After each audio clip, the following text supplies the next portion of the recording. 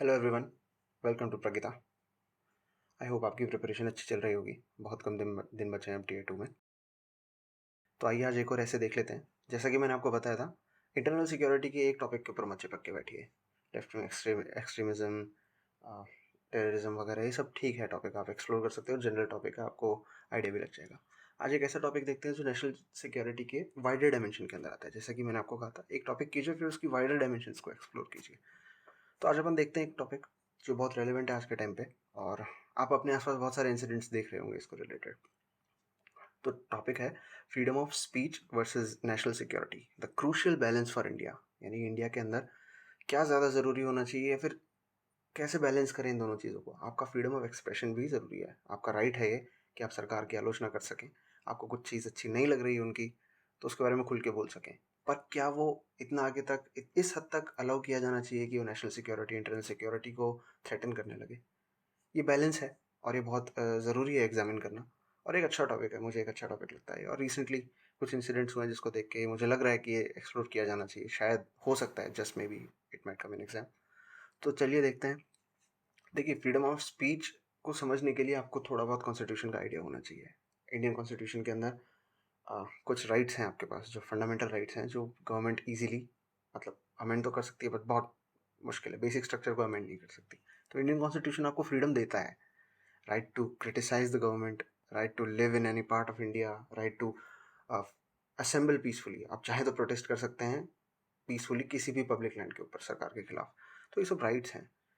अब इमेजिन कीजिए, आप प्रोटेस्ट कर रहे हैं कि चाइनीज़ कंपनी को वापस लाइए। क्या ये एक सही प्रोटेस्ट है? मान लीजिए आप प्रोटेस्ट कर रहे हैं कि सीएम रिज़ाइन करे, बस मुझे पसंद नहीं है सीएम। आप 1000 लोग आ गए वहाँ पे, आप स्टेट की सिक्योरिटी को थ्रेटन कर रहे हैं। तो कैसे बैलेंस करें इन चीज़ों को? तो देखते हैं। जैसा कि आप देख पा रहे हैं, मैंने ऐसे से पहले कुछ पॉइंट लिख लिए थे। As I have told you many a times, मैं हमेशा पॉजिटिव और नेगेटिव आर्ग्यूमेंट्स के अंदर डिवाइड कर देता हूँ। तो पॉजिटिव पॉइंट्स हमारे यहाँ क्या हैं जो इस आर्ग्यूमेंट को बताएं कि इंडिया में वाकई में फ्रीडम थोड़ी सी स्टाइफल्ड हो रही है आजकल।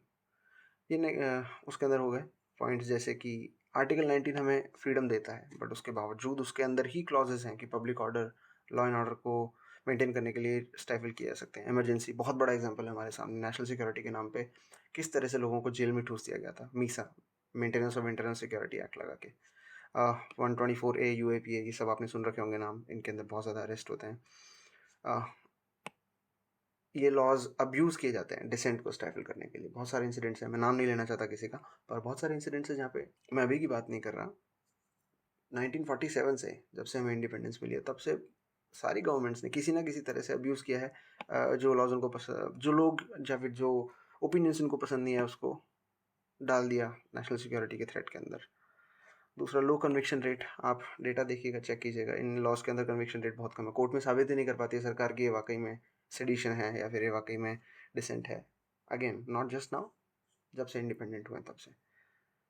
अगेन, JNK के अंदर आपको इंसिडेंट याद होगा, 1-1.5 साल तक इंटरनेट नहीं रहा था। काफ़ी लोग बोल रहे थे कि ये फ्रीडम ऑफ एक्सप्रेशन का वायलेशन है। देखते हैं, पर ये क्यों ज़रूरी भी क्यों है? इंटरनल सिक्योरिटी लॉज हमारे लिए ज़रूरी क्यों है? देखिए, इंडिया एक ऐसी सिचुएशन में है जहाँ पे वो अफोर्ड नहीं कर सकता कि कोई भी आके किसी भी तरह का ओपिनियन हमारे देश के अंदर चला सके, because we are situated among two nuclear nations, Pakistan और चाइना, जो दोनों अपना अपना कंट्रोल और प्रोपागेंडा हमारे ऊपर असर्ट करने की अपनी अपनी तरह से कोशिश करते हैं। जम्मू कश्मीर के अंदर हम देख चुके हैं पिछले कुछ डेकेड से, कश्मीरी पंडित्स का जो जेनोसाइड हुआ था, जो वहाँ से फ्री हुए थे, उनके ऊपर काफ़ी ज़्यादा प्रोपागेंडा चला गया था पाकिस्तान का कि इन्हें निकालो, मारो। चाइना की आप रीच अभी समझ ही रहे होंगे, इतनी बड़ी इकोनॉमी है, उनका ग्लोबल पावर बहुत ज़्यादा है। वो किसी भी जगह किसी भी तरह का ओपिनियन डिसेंट इंस्टिगेट कर सकते हैं, उनके पास इतना पैसा है। हमें ज़रूरी है ऐसे laws.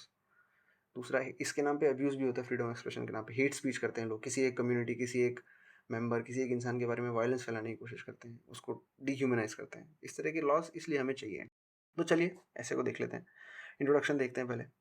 On 15 July of 2021, Chief Justice of India, in an unprecedented criticism of sedition law of India, asked the government, this colonial law, by the way, 124A British लाए थे, इंडियंस का नहीं है, और हमारे ही जो फ्रीडम फाइटर्स हैं उनको क्वेल करने के लिए लाए थे, which suppresses freedoms used against Mahatma Gandhi Tilak, is this law necessary after 75 years of independence? ये कल जस्टिस NV रमन्ना ने अटॉर्नी जनरल KK वेणुगोपाल से क्वेश्चन किया था कि क्या ये लॉज अभी नेसेसरी है। तो देखते हैं इंट्रो में क्यों लिया है मैंने, एज आई टोल्ड यू ये इंसिडेंट बेस्ड इंट्रो है, इससे आप ये बता सकते हैं चेक करने वाले हो क्योंकि are aware of the situations. The remarks of CJI are very similar to many legal experts and civil rights groups which demand that relationship between freedom of expression and national security deserves a relook. यानी कि आज के time पे हमें वापस देखना पड़ेगा जो लॉज पिछले 70-75 साल पहले बने थे, क्या वो आज 21st सेंचुरी के अंदर भी रेलिवेंट हैं या नहीं, ये हमें वापस देखना पड़ेगा. तो चलिए पहले वो वाली बात कर लेते हैं जो इधर वाले पॉइंट्स थे सारे.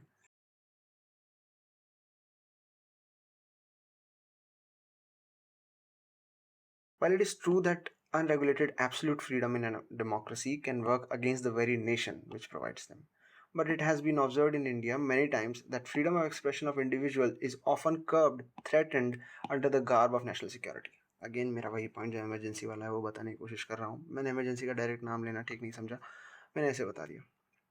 The Article 19 of Indian Constitution grants its citizen the freedom of expression, assembly, association and residence. जैसे कि मैंने आपको बताया कॉन्स्टिट्यूशन के अंदर हमें फंडामेंटल फ्रीडम है इस बात की कि हम हमारा ओपिनियन एक्सप्रेस कर सकें, असेंबल हो सकें पीसफुली, एसोसिएट हो सकें लोगों के साथ. But the very right mentions some limitations in the regards of national security and law and order. आप देखिएगा आर्टिकल 19 को गूगल करके, उसके अंदर जो लिमिटिंग क्लॉज है वो इन चीज़ों के बारे में बात करता है. These limiting clauses in fundamental rights have often been source of overreaching of power of laws like Unlawful Prevention Activities Act UAPA and extraordinary powers to the state to detain and arrest citizens on the ground of national security. ये जो limiting clause हैं इन्हीं के basis पे कई बार governments ने ऐसे law बनाए हैं जिनसे कई बार ओवर रीच हो जाता है उनकी पावर्स का, कि आप ये भी नहीं बोल सकते. मतलब जैसा कि एग्जाम्पल लेके देखते हैं, XYZ CM है किसी XYZ स्टेट का. XYZ CM की कोई स्कीम है मुझे पसंद नहीं आई, मैंने फेसबुक पे लिख दिया XYZ स्कीम बेकार है, मेरे ऊपर सेडिशन लगा दिया, तो ये ओवर रीच है. ठीक है, आगे देखते हैं.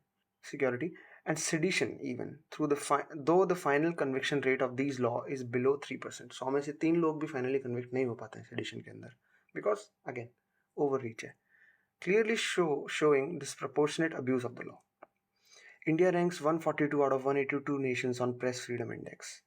हमारे यहाँ प्रेस की फ्रीडम एक प्रॉब्लमेटिक सिचुएशन में है, ऐसा ये इंडेक्स कहती है. So this signifies again that freedom is limited in India currently. These rankings are perhaps reminder that India should be more open and liberal about dissent and expression. The approach and laws of national security originated in mid 20th century need a review and a 21st century upgrade. I'm sorry. Basically हम बात यही कर रहे हैं कि freedom of press भी कम है, तो हमें शायद एग्जामिन करना चाहिए इन लॉस को, क्या ये ठीक है, क्या हम इनमें कोई गड़बड़ तो नहीं कर रहे हैं, हमारी कोई ओवरलुक तो नहीं कर रहे हैं हम कोई क्रूशल चीज़ को. तो वही चीज़ है, इसका एक पॉइंट बता दिया मैंने. Now let's look at the other side of the coin. But it's not a one sided रोजी पिक्चर. एक तरफ का मतलब जो जिन लोगों के ऊपर डिसेंट हो रहा है उनकी हिसाब से बताई हुई कहानी पूरी तरह सही नहीं है. मतलब it's not like they are right in everything. देखते हैं क्या सिचुएशन है. In many democracies like India often the hate crimes, incitement to violence and even treason is defended under the freedom of speech. United States के अंदर आप जाके किसी भी प्रोटेस्ट के अंदर यूनाइटेड स्टेट का झंडा जला सकते हो and it is protected under freedom of speech. अब ये आपका ओपिनियन है, क्या वो आपके हिसाब से सही है या नहीं, बट मैं आपको एग्जांपल देके बता रहा हूँ कि फ्रीडम ऑफ स्पीच के नाम पे कई जगह उसी देश को गाली दे दी जाती है जहाँ पे वो रह रहे हैं. Often India can't afford such gambles owing to its neighbors. The reach of Chinese propaganda machinery is all over the globe. Again, मैंने Chinese थ्रेड बता दिया है कि क्यों हम फ्रीडम और देशों की तरह अलाउ नहीं कर सकते. India it's all over the globe. In past decades, widespread violence in Jammu and Kashmir were instigated by Pakistani elements. Again, Jammu Kashmir के incidents हमें सबको पता है. In such a hostile environment, it is crucial that government should be armed with laws to prevent these actions which threaten the very existence of Indian state. While it is true that press should be granted freedom, but often they are also crossing the line of journalism and propaganda. आपने देखा होगा बहुत सारे journalist हैं जो news के नाम पे एक प्रोपेगेंडा मशीनरी चला रहे हैं, जो एक नैरेटिव देते रहते हैं किसी एक ग्रुप का, किसी एक पार्टी का. सो even they need to be stopped by these laws. देखते हैं कैसे. The re-examination of these laws should perhaps adopt the doctrine of proportion, where the restriction upon the freedom of the individual is in proportion of his actions which undermine the national security. Again, doctrine of proportion बहुत सारी countries में use होता है, हमें भी use करना चाहिए. That means आपने जिस हद तक अपनी फ्रीडम को अब्यूज किया है उसी हद तक स्टेट आपको पनिश करेगा. जैसे मैंने किसी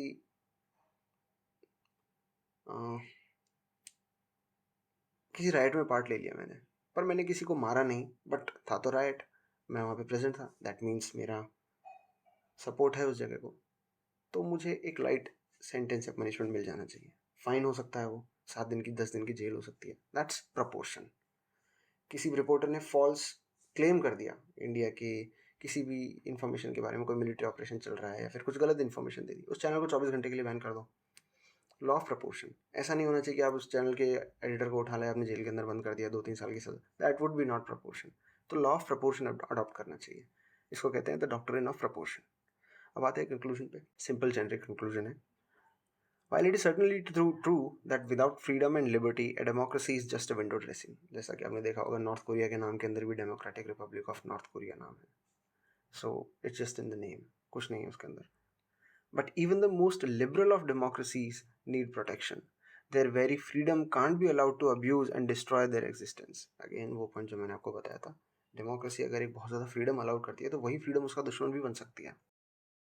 India is at the same spot. On one hand, it is the world's most vibrant democracy, but to remain that way, it must walk the tightrope to balance its citizens' rights and freedom while protecting its integrity, sovereignty from hostiles. तो ये हमारा ऐसे इस topic के ऊपर done है. आप इसको पढ़ लीजिए, इसकी PDF मैं ग्रुप में डाल दूंगा. You can check it out from there. And मिलते हैं अगला किसी इंपॉर्टेंट ऐसे पे. Thank you so much.